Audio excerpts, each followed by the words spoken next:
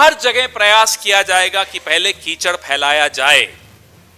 आप इनका tool kit देख लीजिए, आप इनका मॉडल देख लीजिए, पहले कीचड़ फिर कमल।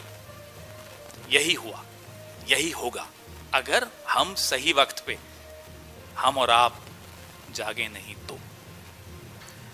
जिस दौर से हम लोग, हमारा देश, हमारा लोकतंत्र आज गुजर रहा है और जो एक भयानक खेल चल रहा है, पूरे लोकतंत्र को कैप्चर करने का, हाईजैक करने का, उस खेल को हमारे नेता राहुल गांधी जी, खरगे साहब, वेणुगोपाल जी, प्रियंका जी, जयराम रमेश जी, तमाम नेता हमारे, हम सब बार बार आपके सामने लेकर आते हैं।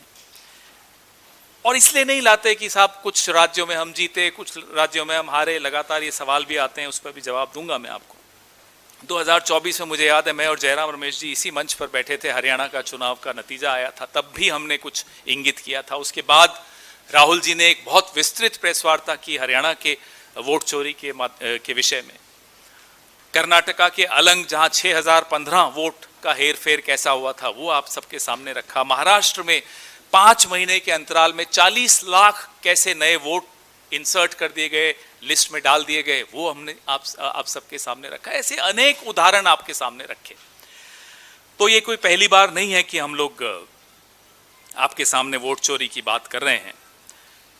एक वोटर लिस्ट के जो फ्रॉड थे, उसके अलावा SIR की चाबुक और परिसीमन का चक्रव्यूह, ये 3 तरीकों से आप देख रहे हैं कि कैसे पूरी चुनावी प्रक्रिया को अपने कब्जे में लिया जा रहा है।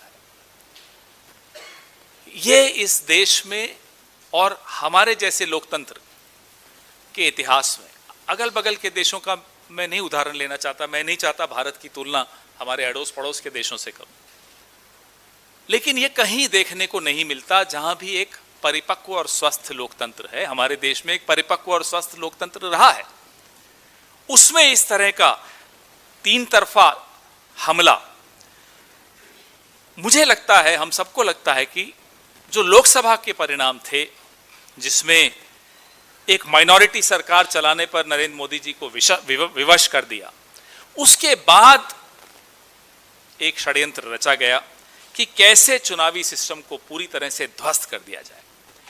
ऐसा नहीं है कि हम इन 5 राज्यों के चुनावों के बाद ऐसी बात कर रहे हैं। जैसा कि मैंने आपको कहा, कई लोग कल से पूछ रहे हैं, अरे साहब केरला में तो आप नहीं बोलते वोट चोरी हुई है, SIR हुआ, तमिलनाडु में नहीं बोलते। तो साहब ध्यान से कान खोलकर आप लोग सब सुन लीजिए, आपके माध्यम से कह रहा हूं। कमल कहां खिलता है? कमल खिलाने से पहले पहले कीचड़ फैलाना पड़ता है। जहां जहां कीचड़ फैलाया, वहां वहां कमल खिला। अब तमिलनाडु में कीचड़ नहीं फैल पाया तो कमल नहीं खिल पाया, केरला में कीचड़ नहीं फैल पाया तो कमल नहीं खिल पाया। तो यह कह देना कि जहां कांग्रेस जीत जाती है या गठबंधन के साथी जीत जाते हैं, वहां तो आप नहीं कहते कि SIR की मार पड़ी या वोट चोरी के माध्यम से कुछ हुआ या ज्ञानादेश हुआ, ज्ञानेश क्या नाम है, ज्ञानादेश हो गया, वहां तो नहीं होता। तो कारण आपने सुन लिया, कमल के लिए कीचड़ आवश्यक। केरला में 1 से 3 सीटें या 2 सीटें, जितनी भी अब इनकी बड़ी हैं, हर जगह प्रयास किया जाएगा कि पहले कीचड़ फैलाया जाए। आप इनका टूल किट देख लीजिए, आप इनका मॉडल देख लीजिए, पहले कीचड़ फिर कमल। यही हुआ, यही होगा अगर हम सही वक्त पे, हम और आप जागे नहीं तो। बार बार हम बंगाल और असम की बात करते रहे, पश्चिम बंगाल और असम की, हम सब आवाजें उठाते रहे, भले हम एक दूसरे के खिलाफ चुनाव लड़ रहे हो, TMC और हम, लेकिन आवाजें उठाते रहे, साहब कीचड़ फैल रहा है। चुनाव आयोग का काम क्या था? कीचड़ फैलने से रोकने का काम था, हेट स्पीच पे मजबूती से जवाब देने का काम था, एक्शन लेने का काम था, शिकायतों पे का संज्ञान लेने का काम था। चुनाव आयोग ने उस कीचड़ में खुद लेट लेट कर लोकतंत्र को दागदार बना दिया। ये हमारी शिकायत चुनाव आयोग से है, इस देश की शिकायत चुनाव आयोग से। हम टीएमसी के खिलाफ लड़े बंगाल में, आप सबने देखा, मजबूती से लड़े, प्रचार भी किया, सब कुछ किया, लेकिन वो हमारी लोकतांत्रिक प्रक्रिया का हिस्सा था। चुनाव नतीजों के बाद राहुल जी ने एक स्पष्ट नैतिक स्टैंड लिया, सिद्धांत पे अडिग रहकर एक स्टैंड लिया, बहुत सैद्धांतिक स्टैंड था कि 100 सीटों के लगभग पे ममता जी की पार्टी के साथ खेल हुआ, धांधली से हराया गया।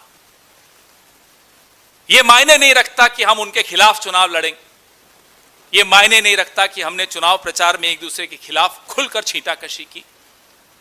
मायने यह रखता है कि जब चुनाव के नतीजे आते हैं तो वो नतीजों का नुकसान अगर हमारे प्रतिद्वंदी को भी होता है, धांधली का प्रभाव से होता है, तो उस पर हम आवाज उठाएंगे। मैं बधाई देता हूं अपने नेता को कि उन्होंने इतना सैद्धांतिक स्टैंड, सैद्धांतिक एक बात इस दौर में कही जहां सिद्धांतों की राजनीति का ऐसा लगता है कि समाप्त ही हो चुकी है। 30 लाख के करीब जीते जागते असली मतदाताओं को वोट के अधिकार से वंचित किया गया। 91 लाख तो गायब हुए, 28 लाख को मताधिकार नहीं दिया, बोले कि अभी आपका डिस्प्यूटेड है, देखते हैं क्या है। 91 लाख वोट, 10 से 12% वोट आप एक राज्य से हटा दोगे और फिर कहोगे हम जीत गए। और टारगेटेड डिलीशन, जैसे महाराष्ट्र में टारगेटेड एडिशन था 40 लाख वोटर्स का, भाई आप मोबाइल बंद करिए प्लीज। जैसे महाराष्ट्र में 40 लाख वोटर्स का टारगेटेड एडिशन था, बंगाल, असम में टारगेटेड डिलीशन था। साफ देखा जाता था, अच्छा मुसलमान है हटाओ, दलित है हटाओ, आदिवासी है हटाओ, गरीब है हटाओ। बिहार में हम ये बार बार कहते रहे, हरियाणा, महाराष्ट्र, दिल्ली, बंगाल, असम, बिहार, कई राज्यों का हम उदाहरण आपके सामने रखते आए हैं कि मतदाता सूचियां और चुनावी प्रक्रिया इस देश में नदारद होती जा रही है, कब्जे में आ चुकी है, ध्वस्त हो चुकी है।